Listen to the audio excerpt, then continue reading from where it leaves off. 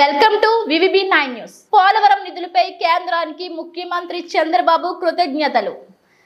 ఆనందం ఆంధ్రప్రదేశ్ కు సహకరిస్తున్న కేంద్ర ప్రభుత్వానికి కృతజ్ఞతలు తెలియజేస్తున్నానని ముఖ్యమంత్రి చంద్రబాబు నాయుడు అన్నారు. 2 సంవత్సరాలకి ఇదేదో 20 ఏళ్లు 30 ఏళ్లు కాకుండా 2 ఇయర్స్ కి 24-25 కి 6,000 కోట్లు, 25-26 కి 6,157 కోట్లు ఇవ్వడానికి కేంద్రం అంగీకరించారు.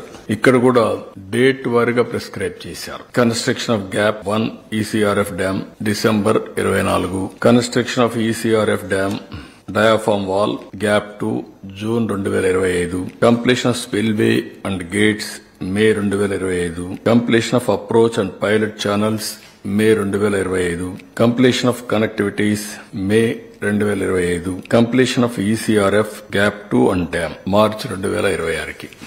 మొత్తం కూడా ప్రాజెక్ట్ ని 2026-27 మార్చి లోపల కంప్లీట్ చేసేట్టుగా ఒక షెడ్యూల్ అనౌన్స్ చేశారు. ఇది ఒక విధంగా చెప్పాలంటే సంతోషించదగ్గ విషయం. దీన్ని మనస్ఫూర్తిగా స్వాగతిస్తున్నాం.